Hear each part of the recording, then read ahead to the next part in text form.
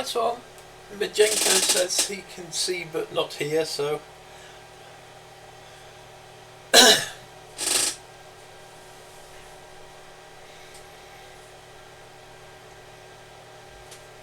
I thought you'd have been more of a semi-breathe.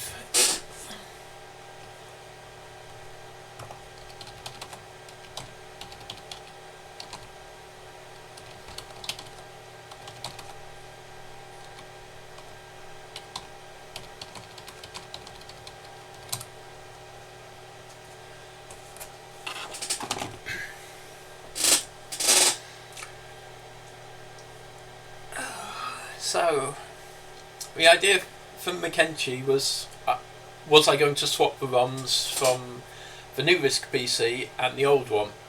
The old one is running 3.7, the new one is running 4.02.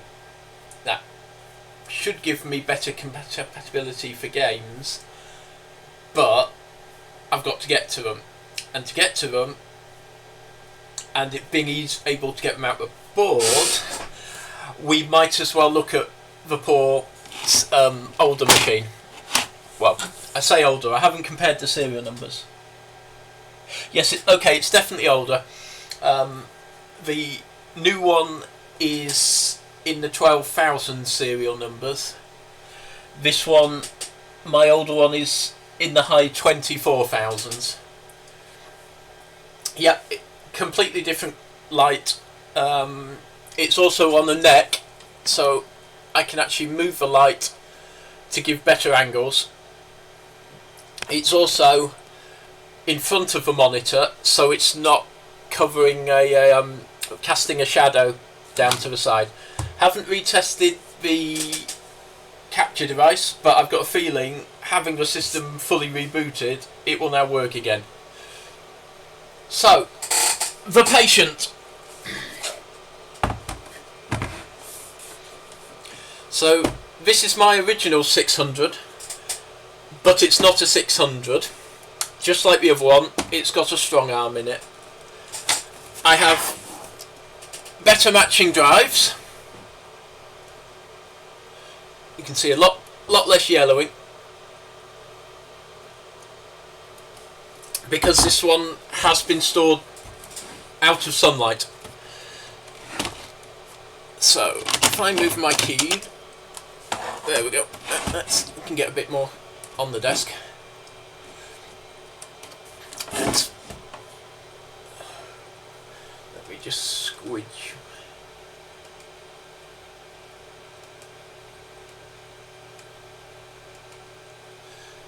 That should give a slightly better view of the back.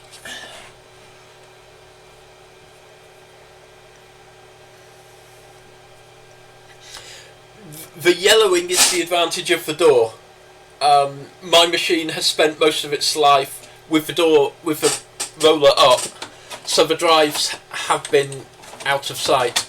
The door on mine is now broken and it just flops down, but mine has fully working latches. There we go. And we will start off with the horror. So we have contamination from here up to the podule slots,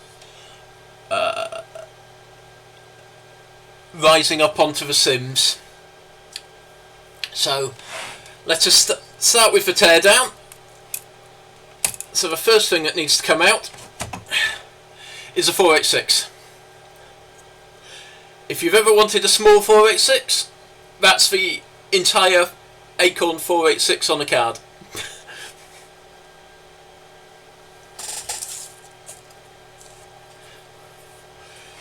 It has no memory, it's all shared with the main machine.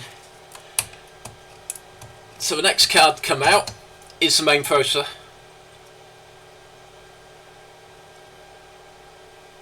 which I've swapped back my strong arms downstairs, so this is a 7100. And then we need to get the network card, so that will move across. Now we have a 10 base T network card. Let's see if we can get the module right. We should just let lock and come up. There we go. So you can see there's no damage to that, so it hasn't got that far.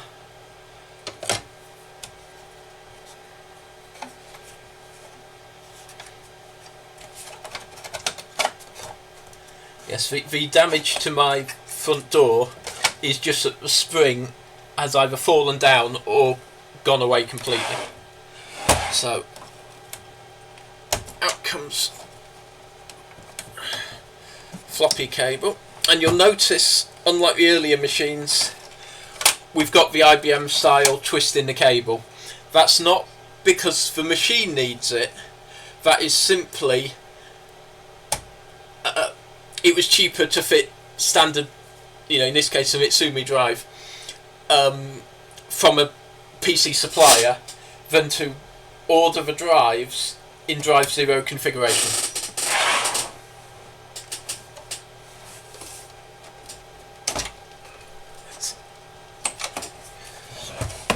See, CD-ROM disconnected. So now the second set of pins come out.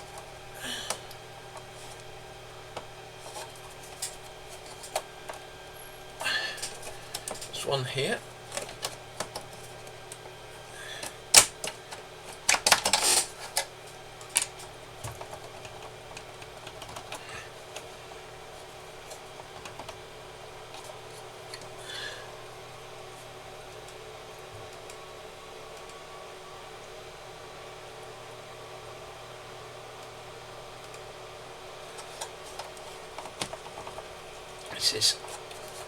This one is being a pain. Has it detached? Not quite. Come on.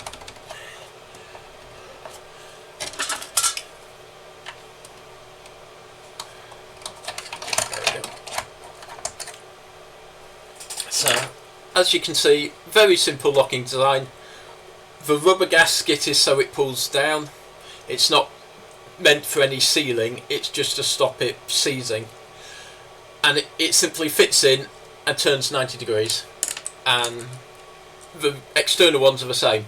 If you've wondered about the hole, that's for educational use, so you could put a padlock through the pins, lock the top of the machine on, and then lock it to a table. So the equivalent of a Kensington lock on a PC. So this is the slice. As you can see, we have drives, the module slots, and the space for a power supply to stick through, and that's it. Everything else down in the bottom of the machine, along with the missing spring.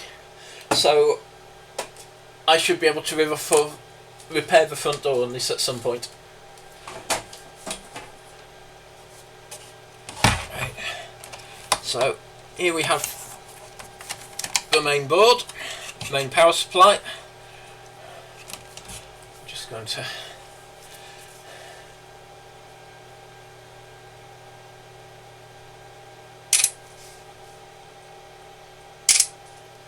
because it's always worth knowing which way around the LEDs go. They're on different connectors, but that's not always a guarantee.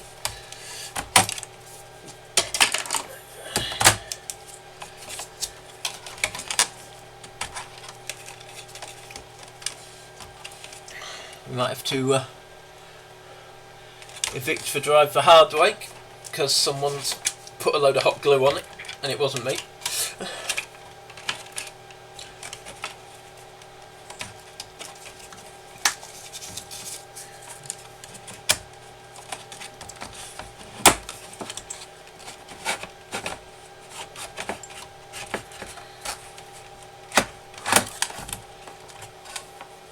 So one max store, 40 gig.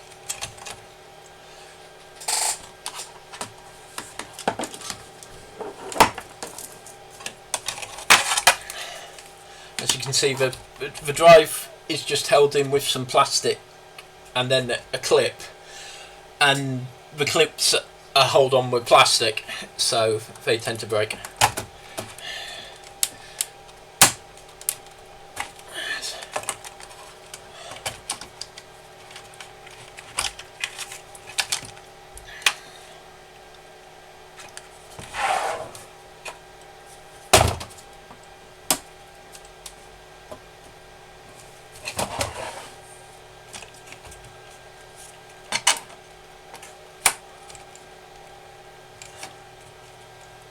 So, if I remember correctly,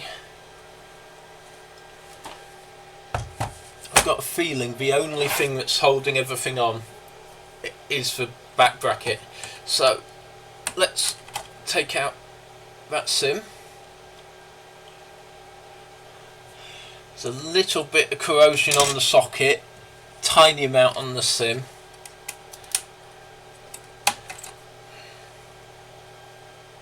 More on that one. And then I only had a 1 meg VRAM stick.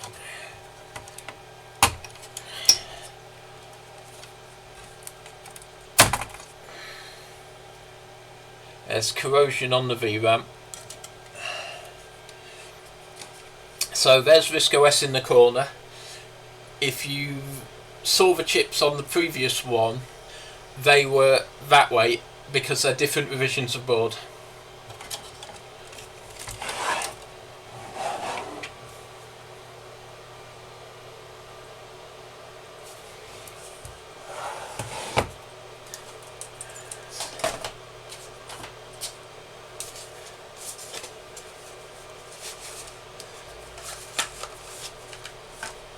I don't know how much later this one is.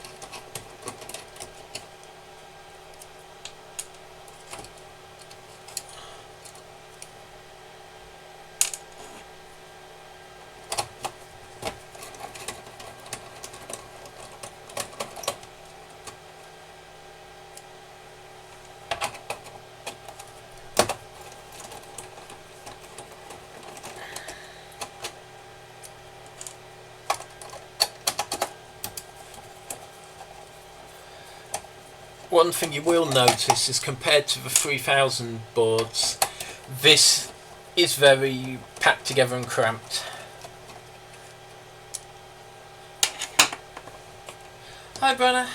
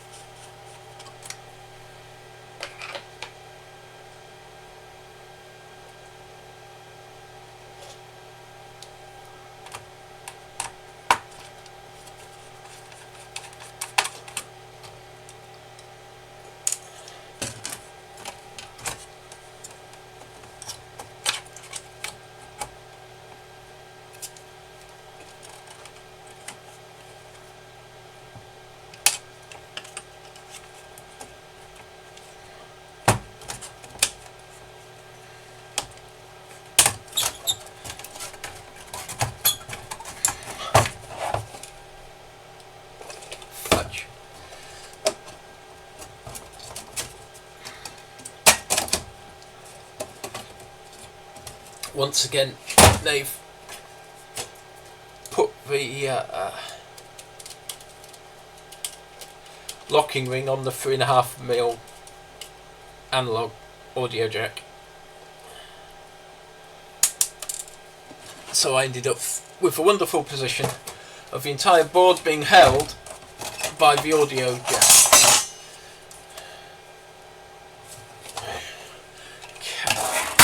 So let's get the chassis out of the way. There's a little bit of corrosion on the side of a power supply, but it's all the main board. This battery has been played with. Right.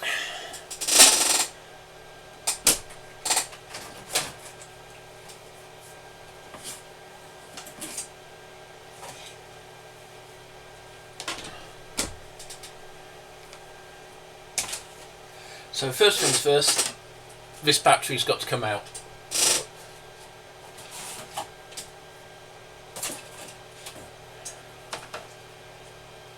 Just wait for the soldering iron to warm up.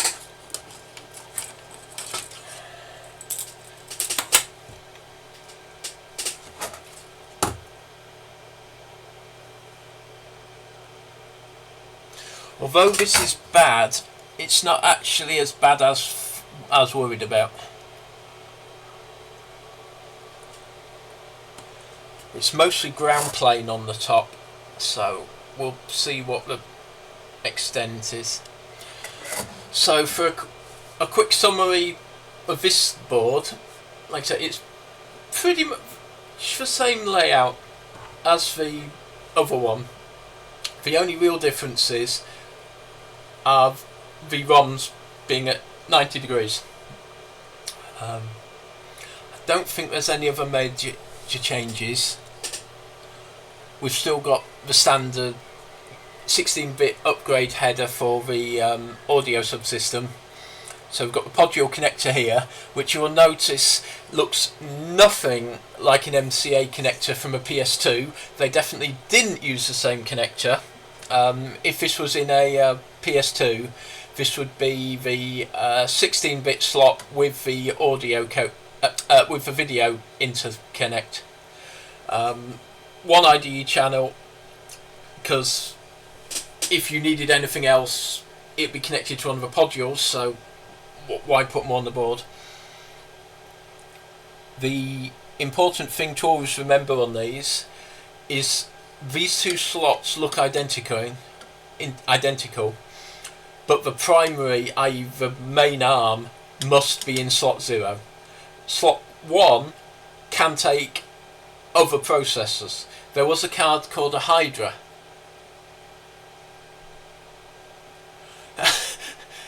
That's how you find them, isn't it, Majenko?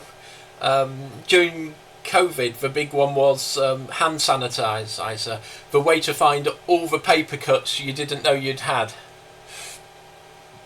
But yes, so if I remember correctly, this is pretty much an off-the-shelf multi-IO chip, and it's handling the serial and the parallel. On these ones you get a keyboard and a mouse, and the keyboard can use PS2, which is the ones I've got, but it is possible to use the Acorn keyboard with the mouse attached through it. You can also use a serial mouse with the right module, but I've never bothered because it's a pain in the bum. Carrying on, Acorn's traditional one of a compass rose to orientate the board and components. This should be the the VIDC. So basically, this is your main support chip. This is video, memory, sound, all in one. Right.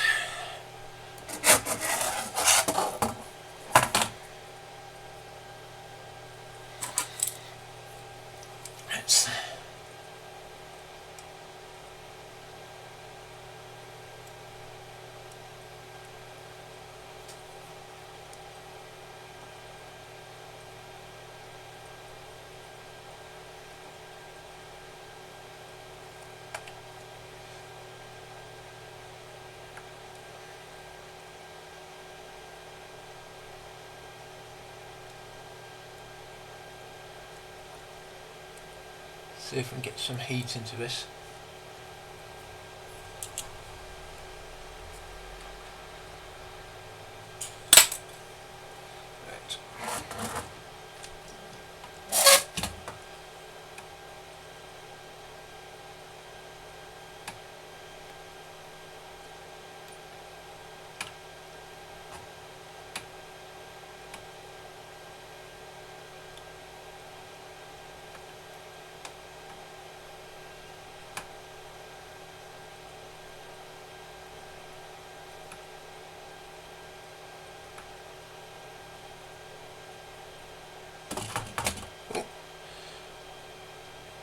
I wasn't expecting it to come out like that.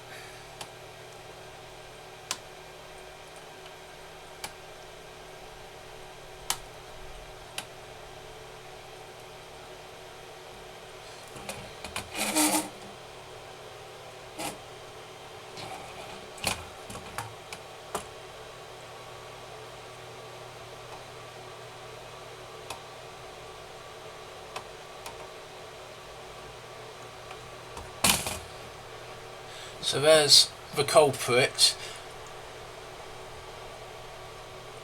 and this looks like it's been handmade to fit, but it's not the acorn part.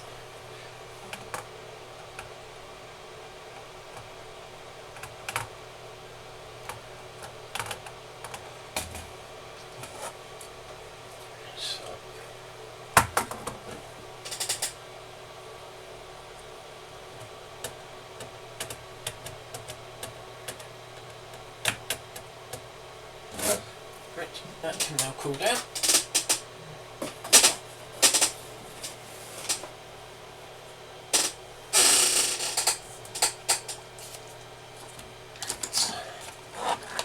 Put the keyboard back over there.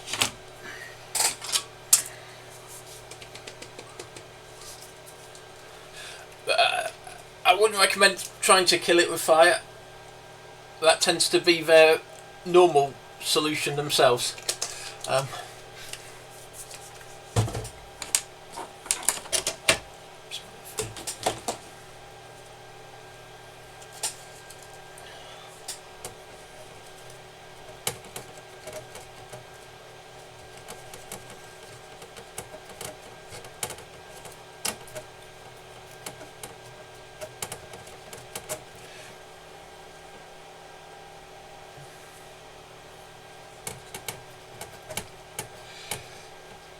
The problem is the batteries that fit are PCB mount. The normal way of doing it with a holder is to fit what is basically a AA or AAA battery holder on leads, and then use a AA or AAA sized lithium. The problem is if you put a normal double or AAA in there, it doesn't have enough power to run the clock or silver CMOS, and it will try and charge it. So you need to remember to add a protection resistor and a protection diode, and then maybe it won't blow the machine up. And as we've said before, Acorn have a history of systems that blowing up due to batteries, and I'd like to avoid that. The battery I used on the A4000 is different to this one. You can't do the same trick, because on the 3000 to 5000 the battery, which is this footprint, also has an extra pin for the negative, so you can use a bigger now a Nimble to replace it, but on this they didn't add that extra space on the board.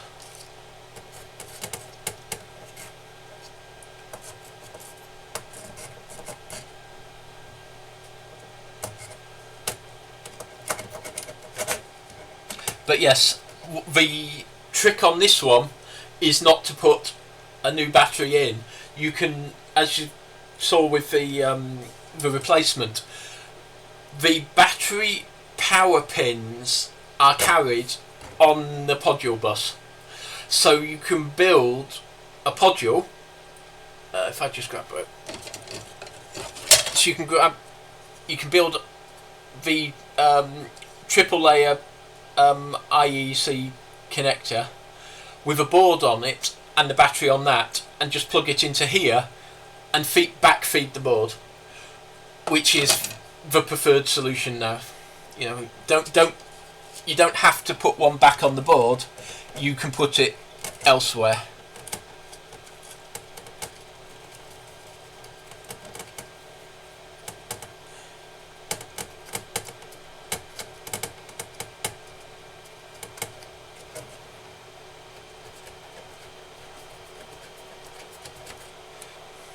Might be useful to copy those. That's right, it is 3.7 on this one. Maybe I should get the Genko to make me another set of ROMs, because he's got a programmer and I don't.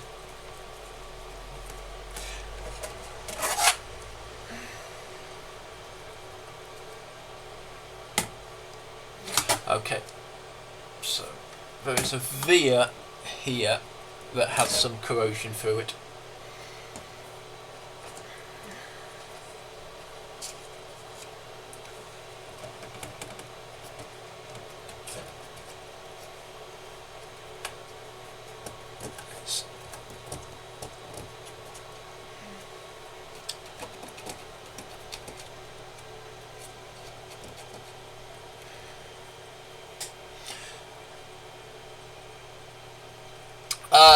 It's hard to say because they're mask ROMs. I'd have to look up what they're compatible with. Funnily, they did an unplace upgrade for this. You can take a RiscPC running 3.7 and run RiscOS 4, 5 or 6 by soft loading, say, RiscOS 6 over RiscOS 3.7. So it boots off the ROMs and then replaces it using the hard disk afterwards. I didn't actually know that was possible until I came across it for sale by RiscOS. Well, this is the actual machine. This is a late model 600, but it had the 710 in it. All the RiscPCs pretty much started as 600s, and then you could, if you bought them later, you could specify the later processor cards, because as you've seen, it just plugs in. So you just shove a 710 card in, and technically it's a RiscPC 710, but the casing doesn't actually change designation.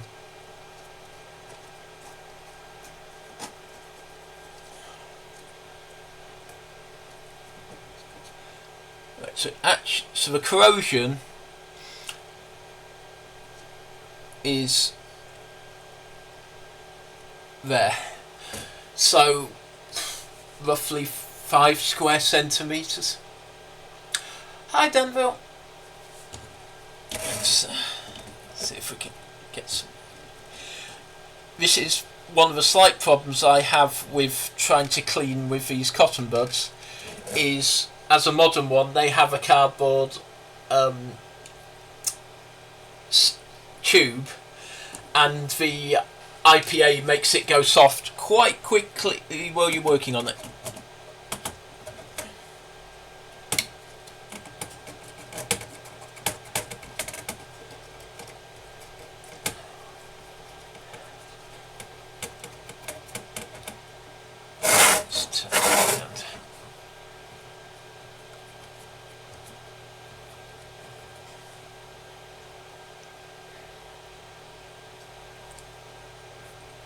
Getting down into there is going to be interesting.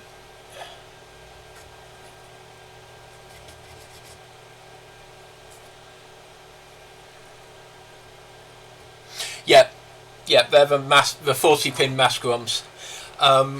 When RISC OS 3 came out,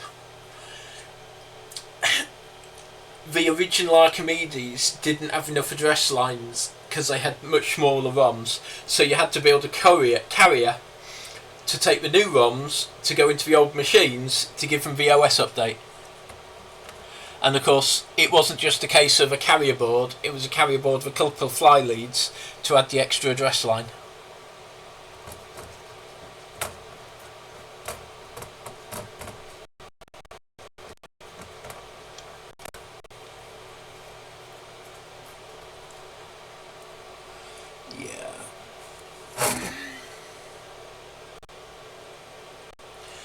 These are just links, but the corrosion is between and underneath them.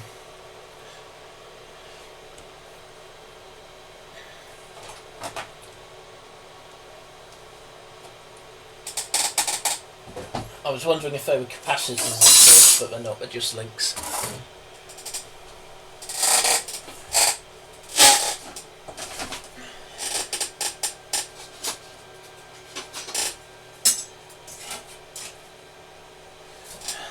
Yeah, if I was to do that, Majenko, I think I'd be asking for your help. Because I do get the feeling that that's the sort of thing you would go, oh, that's easy.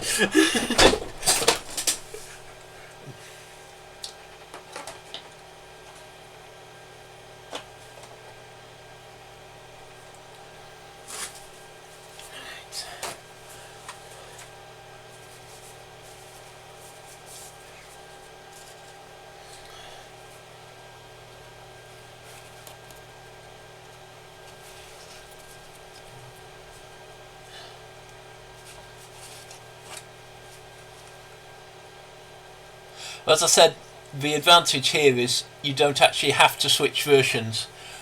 You can run the newer OSs on the older ROMs. You just need the working ROMs. It would just be useful to be able to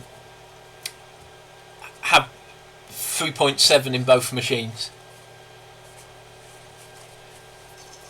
Let's see if we can get down there.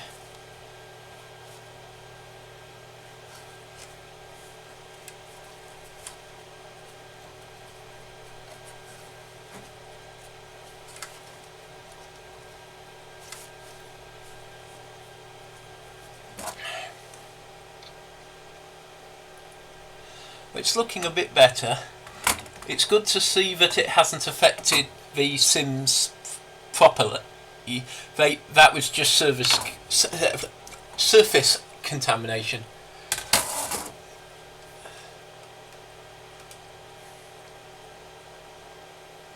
Yeah, I could just buy another set. That should be the same with version 9.203. Yeah. You've always got to be careful. There are some differences between the RISC versions and the 7000s, but not for every version of RISC OS. The other problem is to rebuild the system, I need the working universal boot, which should be on this hard drive. But that doesn't mean I can build it onto a new hard disk, because I'd need it on a floppy disk to get it onto the universal boot disk. That's actually reminded me.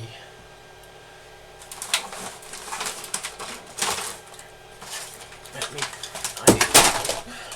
get some more.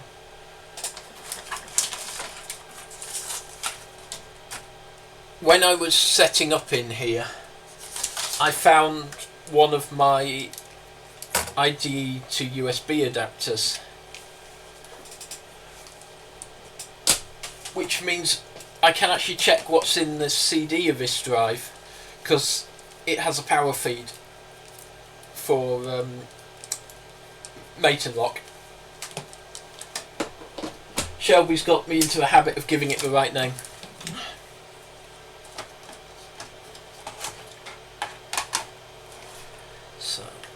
While I wait for that to come up. So I'll need to figure out a way of reattaching the spring because the latch it goes onto is broken.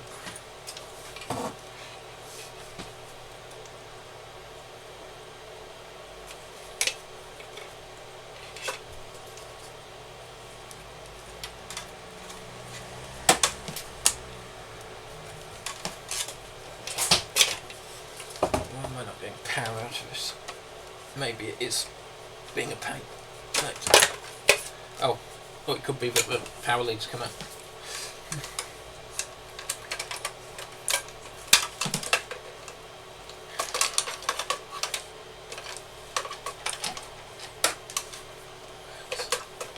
See if I can get this.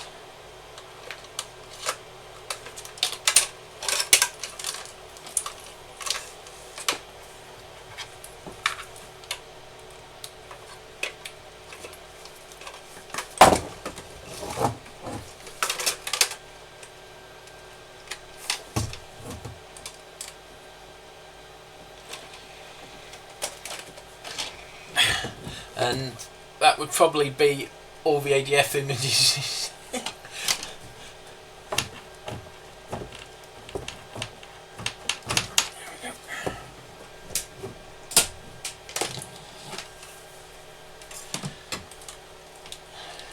A lot of software does not take up a lot of room on a CD for the Acorns. The majority of my ADF images take up 50 meg.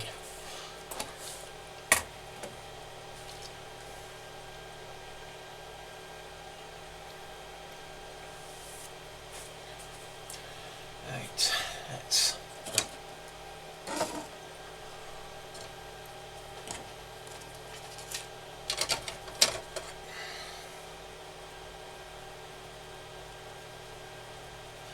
this is where the sims I have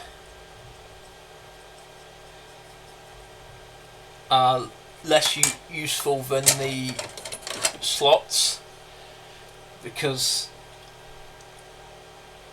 these have tin-plated contacts instead of gold, whereas the slot has gold.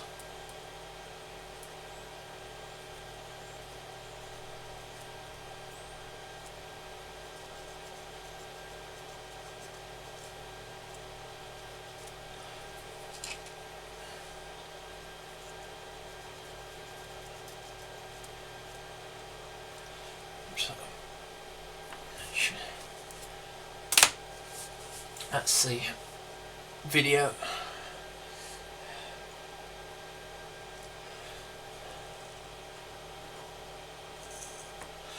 Yeah, this is one of the reasons I used to hate the PCW Majenko. Amstrad used a tin-plated edge connector.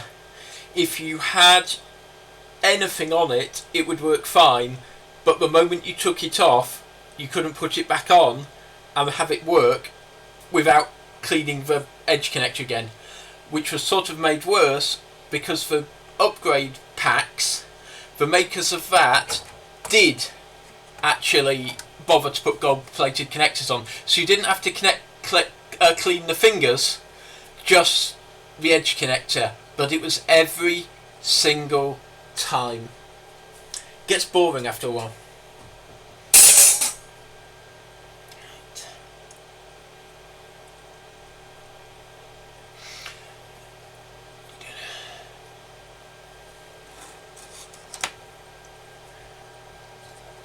I think I have a second of these, so I might have a second network adapter.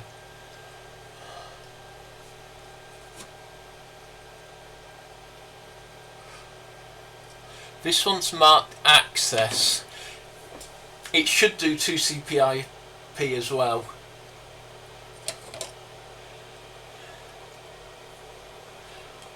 I think I put this card back in when this one started playing up, and that's why I've got the 710. But yes, Texas Instruments SXL 40.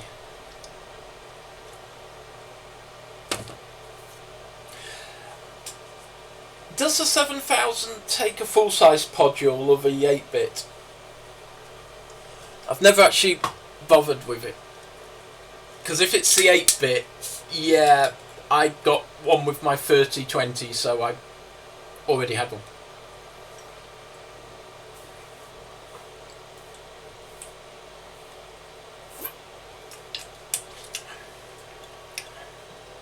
It's the Sicilian lemonade today.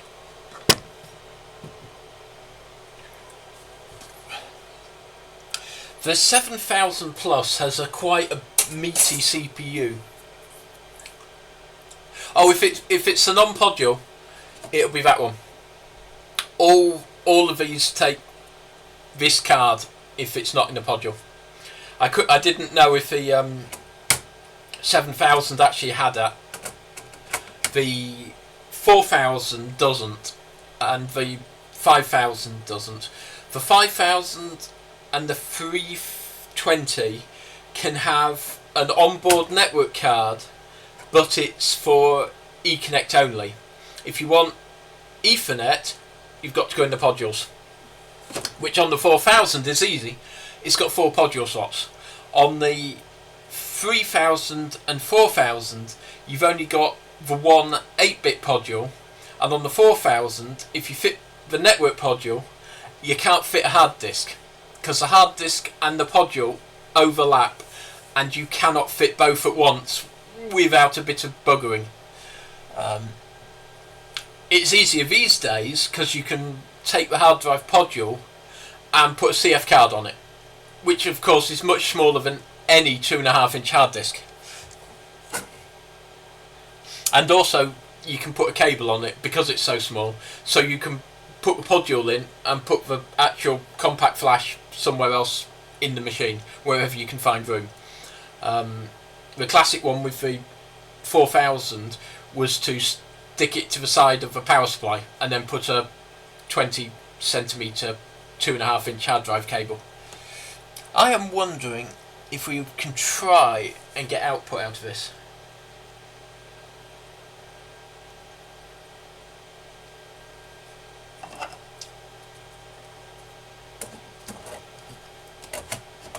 Let's see what we can do. We don't need all the memory. Some memory is nice, but we don't need all of it. What we do need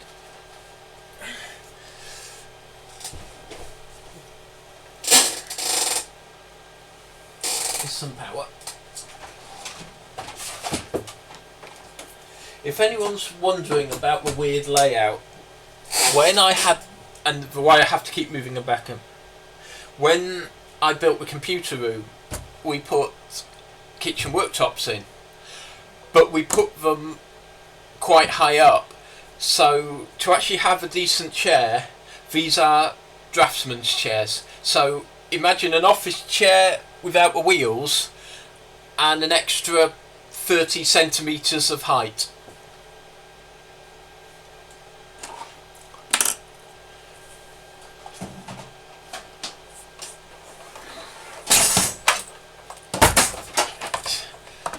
We know this monitor is more happy.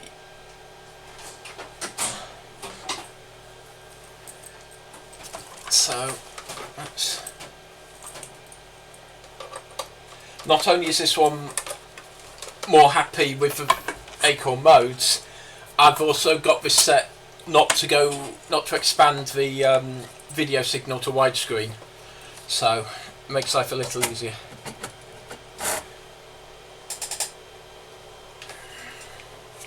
So yeah, there's the corrosion on the power supply.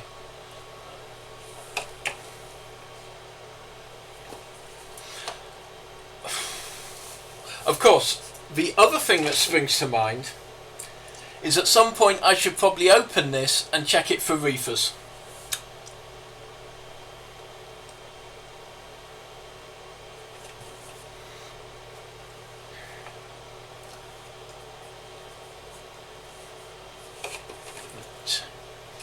Trying to think the best way of doing this. The reason my computer room is built with kitchen worktops is I happen to have a friend, Simon, who does kitchen design and that sort of stuff, so I could get the stuff trade, and he fitted it for me.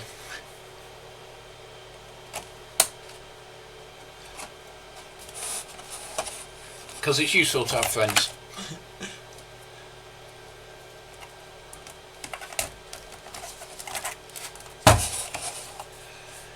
I was actually seeing him this morning because I shipped a office license to his shop, and he's had it in his van to bring it to me. Right. Fingers crossed.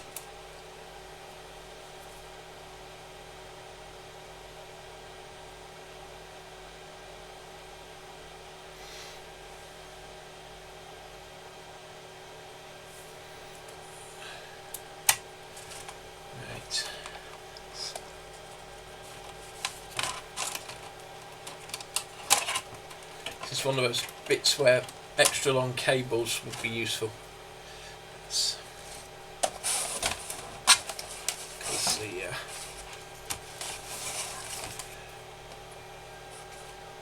the speaker and the LED connectors are all way over here.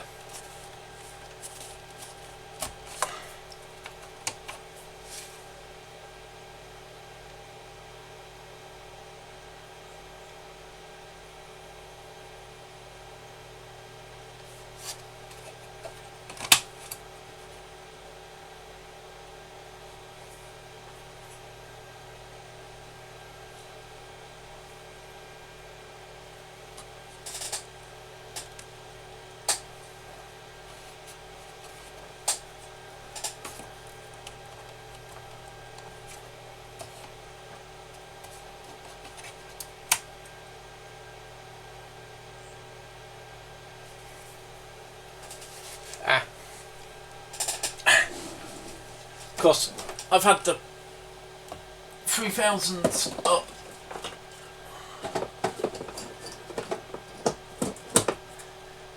It would probably help if I plug the mains cable in at the other end.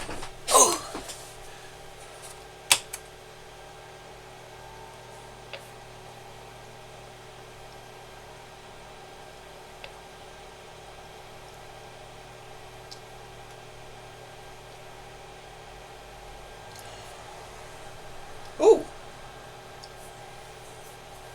The machine has come to life.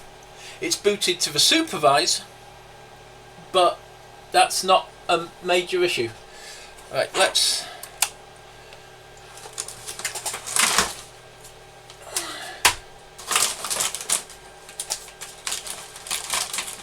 to anyone who's used the BBC, the Archimedes stroke RiscPC etc. supervisor will look unfamiliar and familiar at the same time.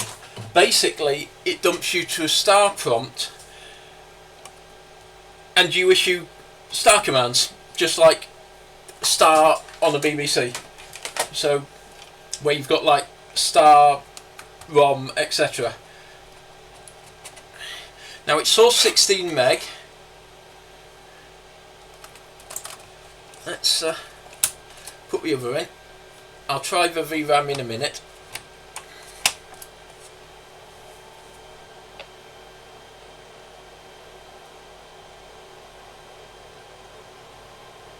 Right, that gave an error.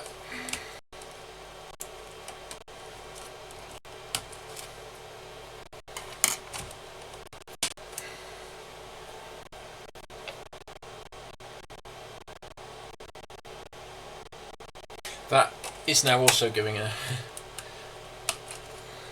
Let's try that one in here.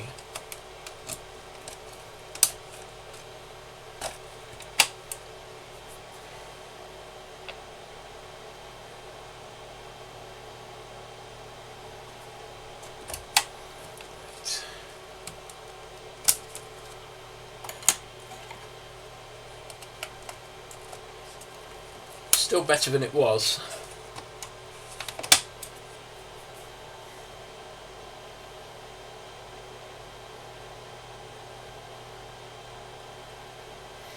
can't remember what that means. Hold on a second.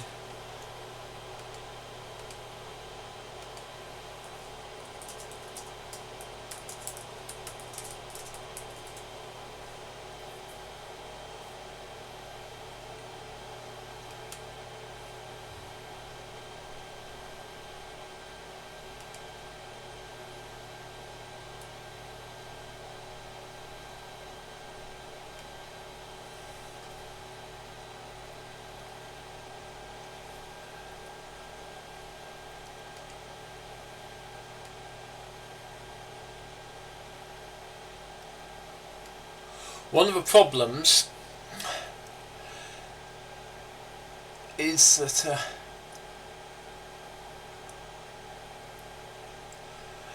this particular error is a blue screen, and I'll leave you to imagine the problem of trying to search for an error to do with a blue screen without coming up with Windows errors.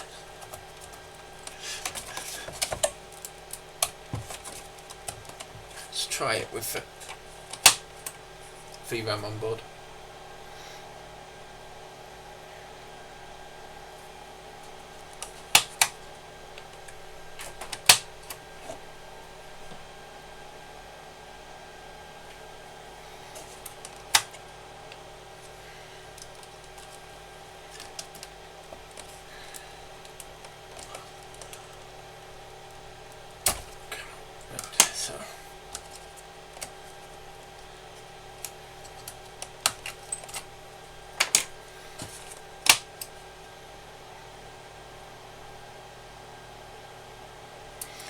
Right, so the blue screen is no working memory. That's good.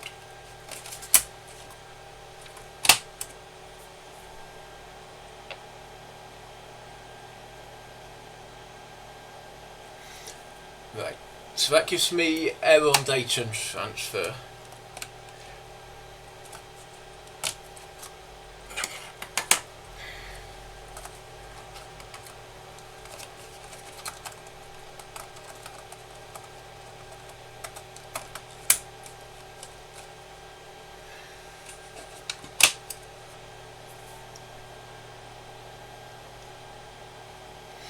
Yeah, so it's having problems. Right, that should be, because it should be in this memory slot.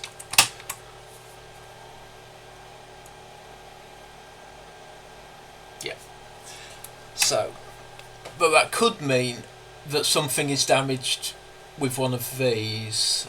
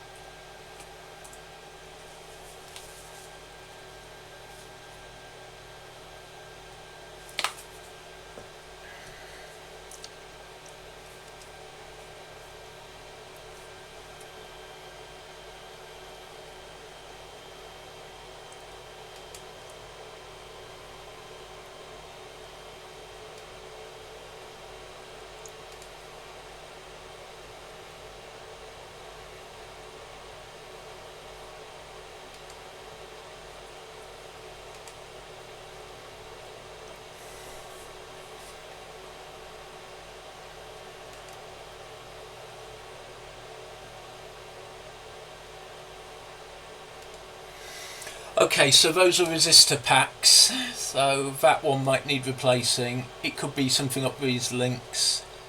The capacitors look good, but that doesn't mean they're not corroded underneath.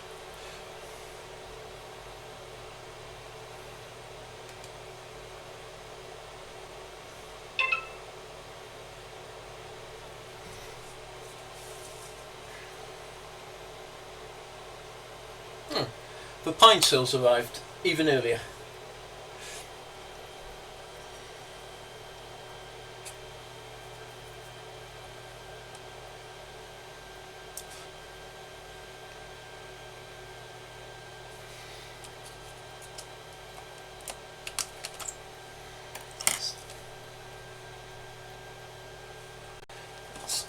pull that. The fact that it booted to Survivor the first time is interesting.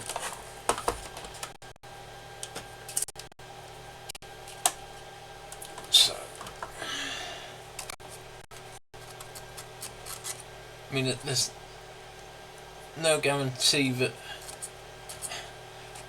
there's no more corrosion actually just in that slot.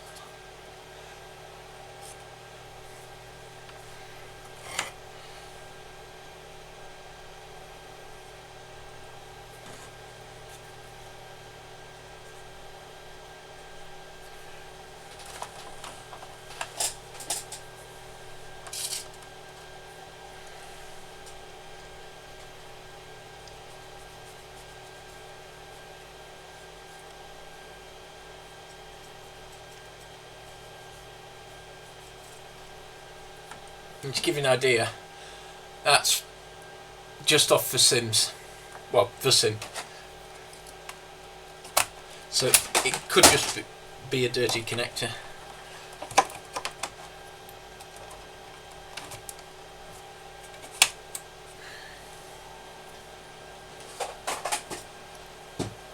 Still getting a blue screen, but it's better than it was. I mean, I'll take a blue screen and a non-boot over not turning on at all.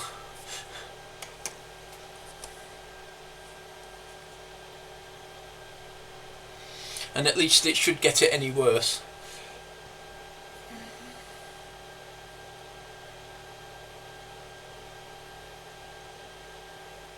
Trying to think what I could do as a replacement for that battery. The ones I've got coming won't fit because of a different layout of the RiscPC board.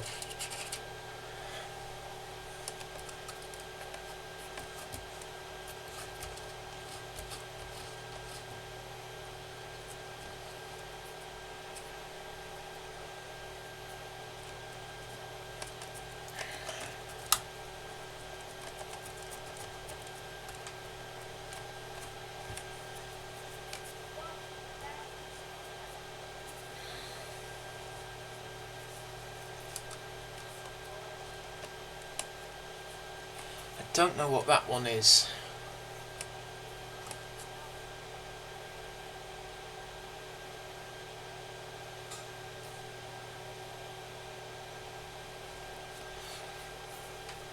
I will have to do the cheating solution.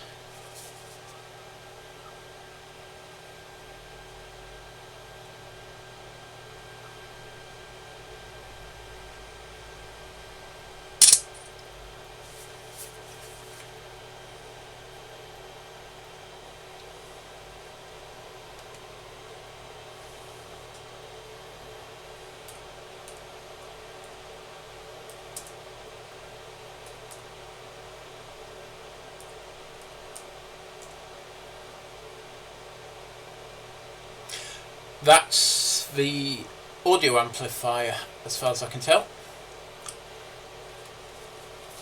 and yeah, I think things are not good directly around it.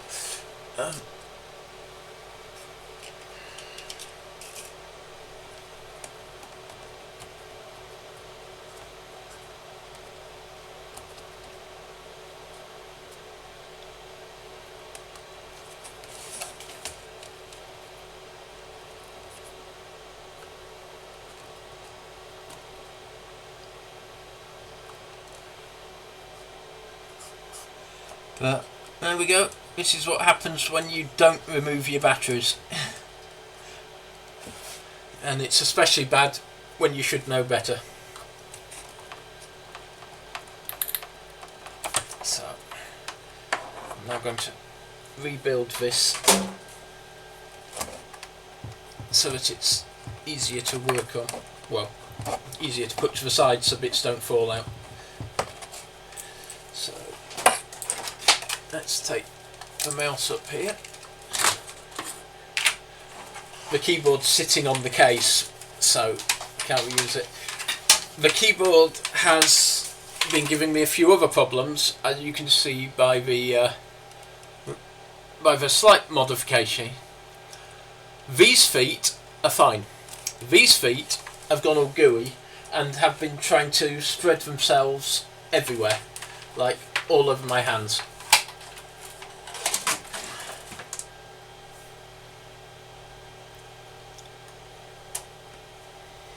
So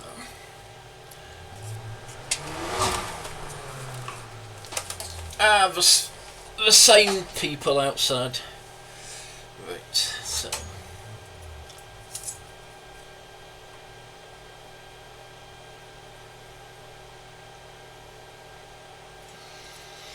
that goes that way around.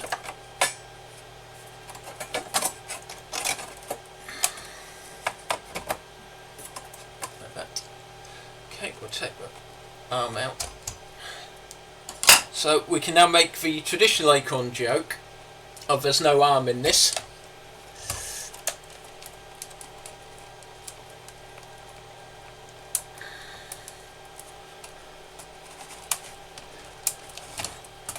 The ones with no instructions I don't have problems with. It's the semi-all-in-one designs where you can't find all the clips. Those are the ones that annoy me.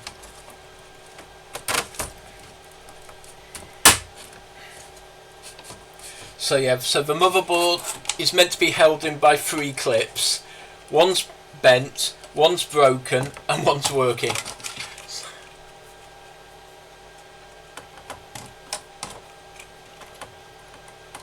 You can't get at me for that joke, Majenko. That's what they used to actually do at Acorn.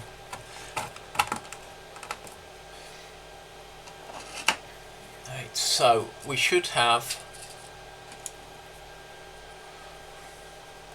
one slightly corroded screw which goes in here. It should go in here.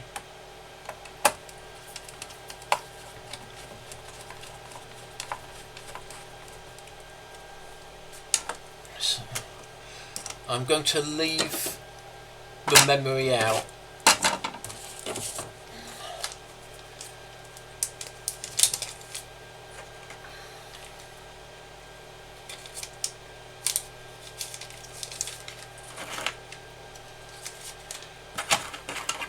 And just tuck it into the machine itself.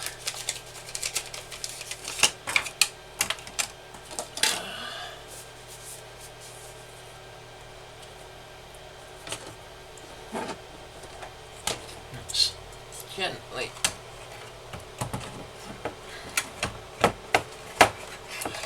I might have to design a bracket for this.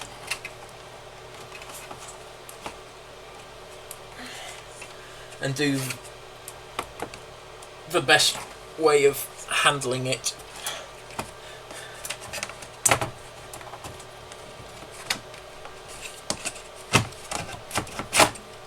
And for those who don't know my way of handling brackets like this, it's to go to Kitty and say, can you print one of these for me?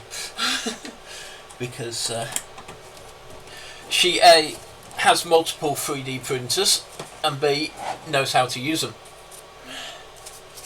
This is the manky bit of anti-static foam that was basically holding the hard drive in.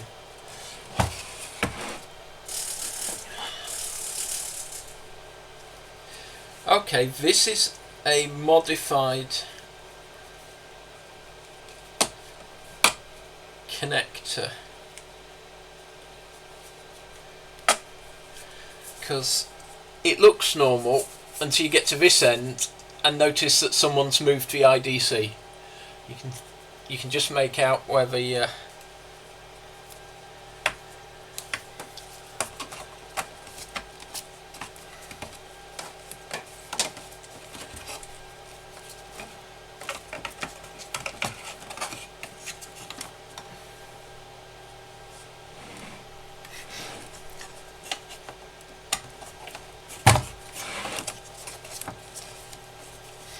Right, that should actually get us the hard drive.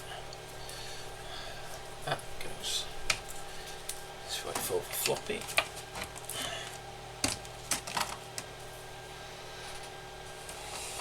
So we should, if I can get the video cable out from my headphones. There we go.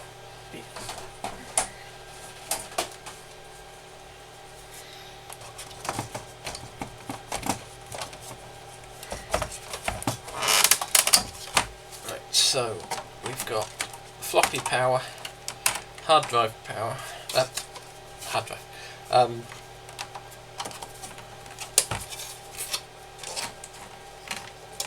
optical drive power,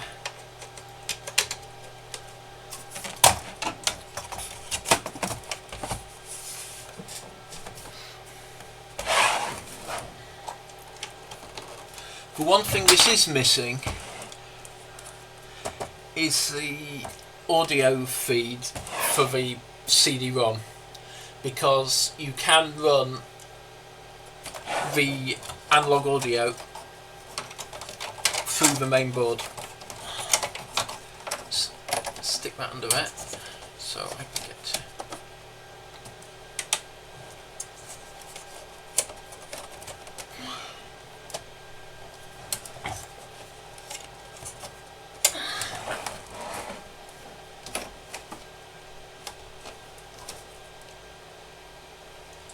trying to work it out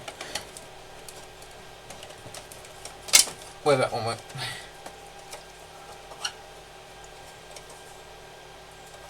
Should be.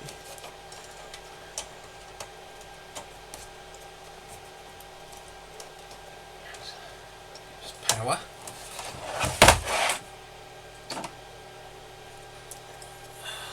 I need to find a bag or something.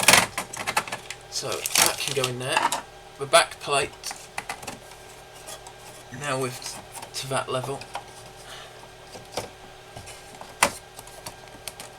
should go in there.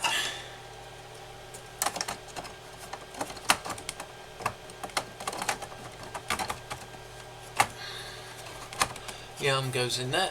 I'm not going to put the network card in because I'm going to try a new one, so we should be able to drop in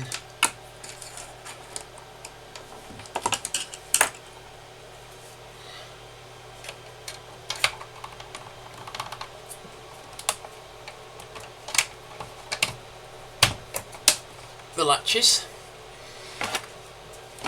This is how the front panel mechanism works. It's the simplest solution.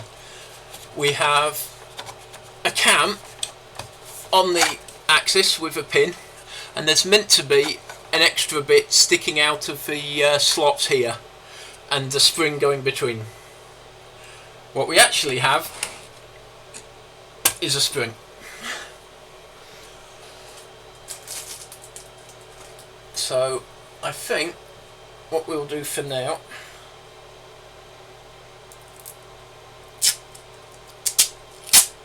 in the time-honoured tradition of I don't want it to get lost is we'll gaffer the spring into there.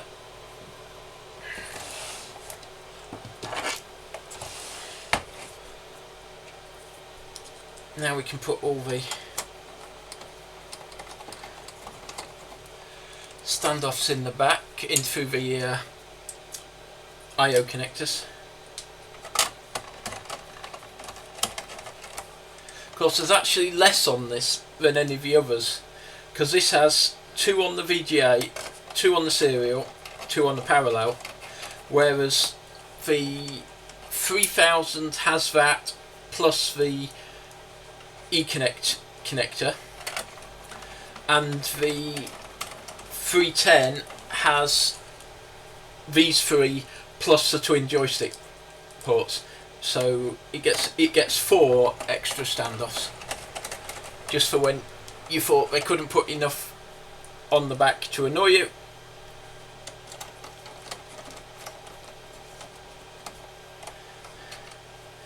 Now Now the fun bit is going to be getting this one back on.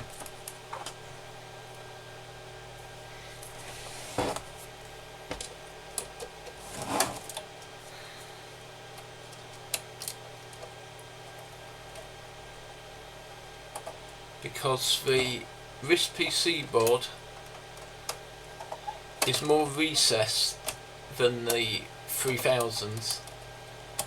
That should have it on so it doesn't disappear, but because of that extra depth you can't get your fingers in to start the locking ring on the 3.5mm jack.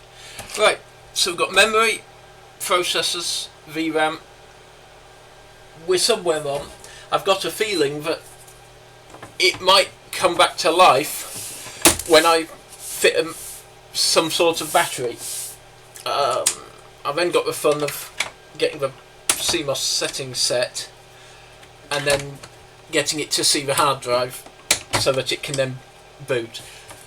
You'll notice, unlike the other one, these latches don't stick out, they do close properly. So there's a quick autopsy and the outcome of why you should change your batteries. Or more importantly, don't fit the NiCads to your motherboards. Which should be a lesson to anyone.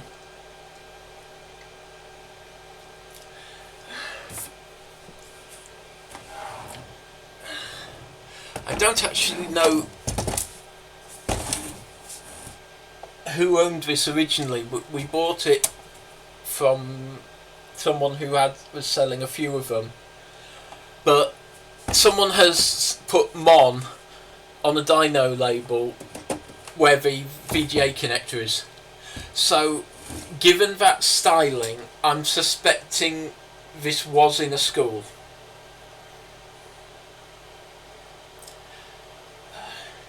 One of the silly ones, if you want a silly story about seeing one of these in a school, I used to do VIT through the second company I worked for. We did the IT for a primary school in Hull, and they had quite a few RiscPCs on the sort of trolleys you used to have BBCs on.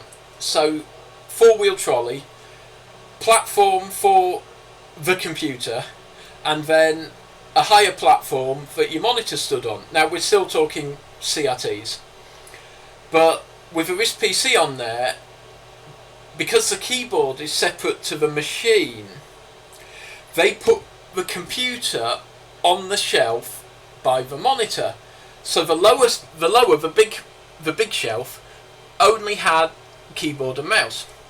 And to stop people stealing the machines, they drilled a hole through the shelf, put a steel bar through, and glued the bar to the computer. But they glued it here, and they didn't lock the levers. So if you'd wanted to steal the computer, you just had to pull those 2 pins, leave the lid on the shelf, and walk off with the actual computer with no lid. The person who done it hadn't looked at the computer and figured out how the computer came to pieces, so they locked it in the wrong place. And as I said, what makes it worse is if they'd just taken a padlock, put it through here or here, which would have stopped the lid coming off, it could have then been literally chained to the desk, and then it would have been removable. But I actually got to demonstrate this to the teacher in charge of IT by taking their secured machine and whipping it off the desk in 20 seconds.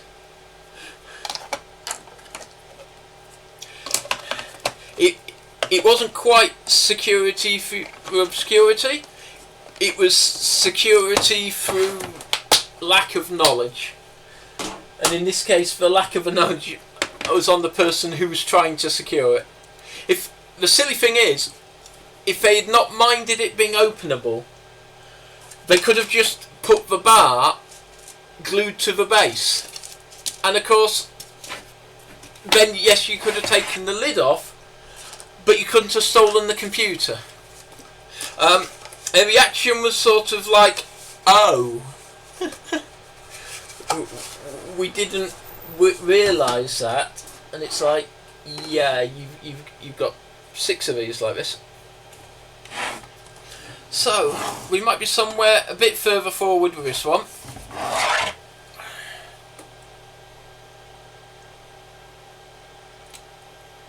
Just checking if there's anything different on this. They changed the button. I'm not too sure why. This one, just in the fact this one's blue and it's grey on the other. But if you're wondering, by the way, why there's a reset button, it's because on the original Archimedes, the reset is on the back of the keyboard with the mouse connector. So you have one cable coming from the system unit to the keyboard, the mouse plugs in and the reset plugs in. When they did the 3000 and then the 3010, 3020, their all-in-one design meant they needed the reset on the machine. So on the all-in-ones, it's normally on the left-hand side and it's a recessed pole with a switch behind it. So when the next models came out, they physically put the reset switch on the motherboard because they couldn't guarantee you'd be using the Acorn keyboard. Well, let me rephrase that. They couldn't guarantee you'd be using the old style of Acorn keyboard. The new style doesn't have a reset switch. It is literally an Acorn branded PS2. To the point, I'd forgotten this.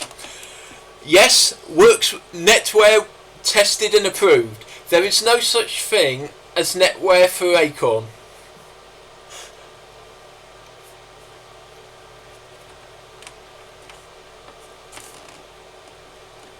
So yeah, this is NMB Technologies keyboard division. So this is the ones after they used Lexmark.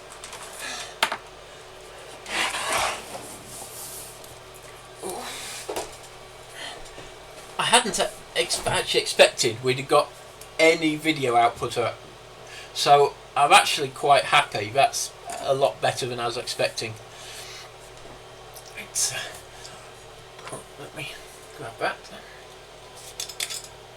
Yeah, the camera's a bit shit.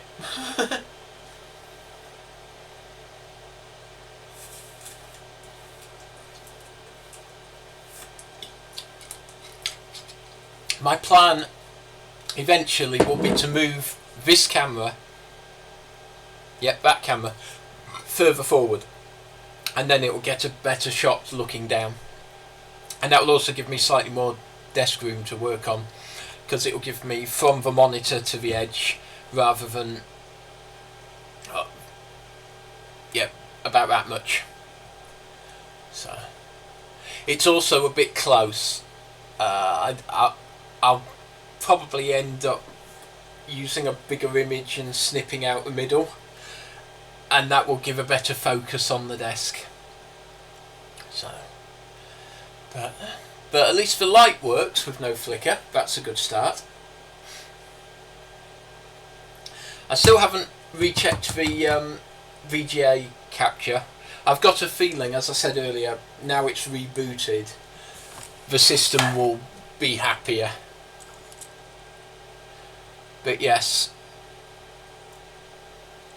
although it's the right size cell, compared to how Varta did it, that definitely looks like someone soldered it, because the Varta ones are welded. The fact there's still flux on it is sort of giving away it was hand soldered by someone else. But, right. Well, I can't think of anything else to do regarding that till I get some batteries. So I better go and pick up a soldering iron.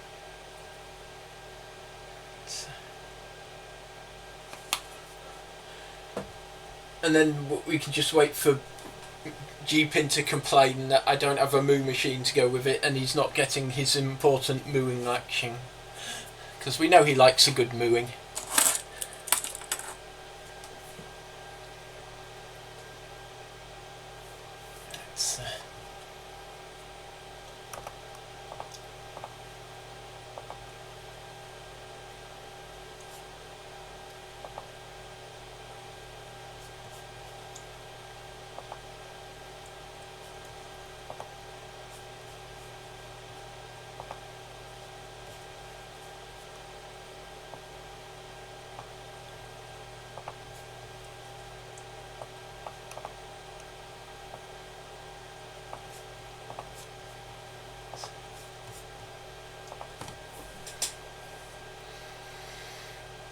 Well, if you've got moomin action, then you've got the issue of Hackney Fatness turning up.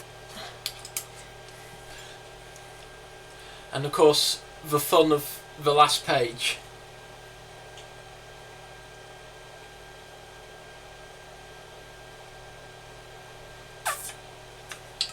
For those who don't know, all the original Moomin books end with little My holding up the word end.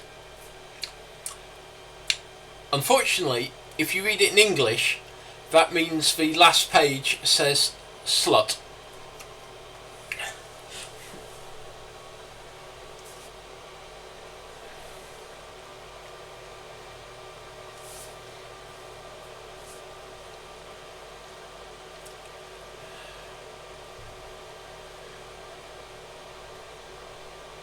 I'm still getting impressed with this, that I've got a video feed on screen and the whole system's only using about 50% processor load and OBS is 30 of it.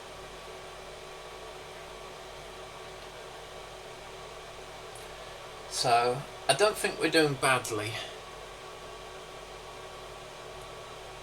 For a system that, I mean, the keyboard, the capture unit, the hub, and the light and the cameras are new. But the machine itself, the monitor I'm using, is all stuff I just had lying around. It's not so much that it's heavy, it's more the fact this isn't the system I use, Majenko. This is a machine that was literally down the side of my bed that had Windows 11 on it with a cracked case. All I use this for is streaming. My machine, this is a 10th generation i5. My machine is a 4th generation i7. Because it doesn't argue with me for just having the lid shut and put off to the side of a bed. So it's a much older machine. I mean, I've got a much more powerful machine, but I only use it for playing games and I wouldn't want to run it 24/7. But I'm still impressed that this is doing all of OBS's stuff and playing the feedback in the stream preview in the stream manager, and it's only using 15% of a machine that had literally been thrown away. It uses a bit more on the i7s, on the bricks, or the NUC, but I was running in full HD, not 720, so they might work as well. Now I've dropped the resolution slightly.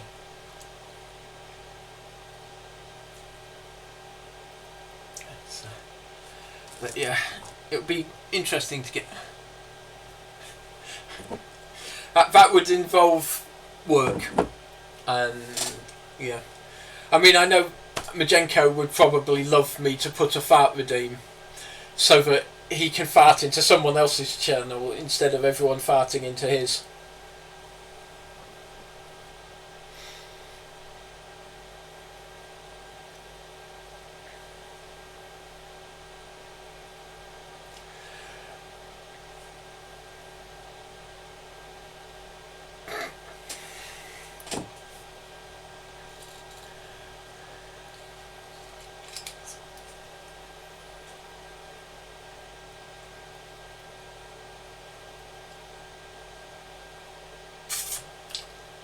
It's just what we need.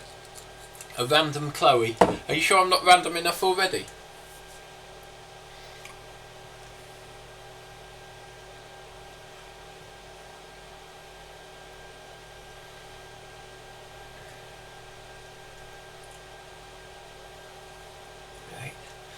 Right, well, thank you everyone for coming along, and hopefully the next stream we'll get something actually running. So,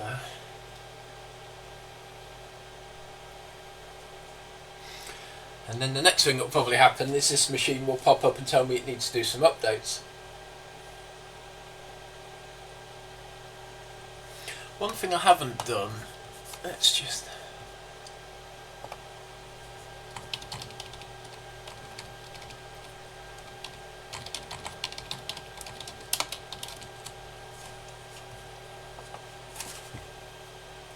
I've just found some more of the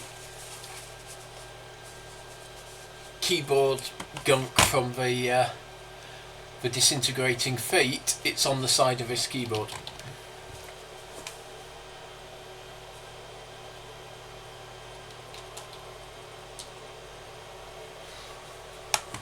Let's see how much this is actually. So we're throwing out just over 480k a second. It's not really anything really. So, right, everyone take care. I will see you when we've got some more ideas, and like I said, if we've got one of these working, and I will see people in everyone else's streams.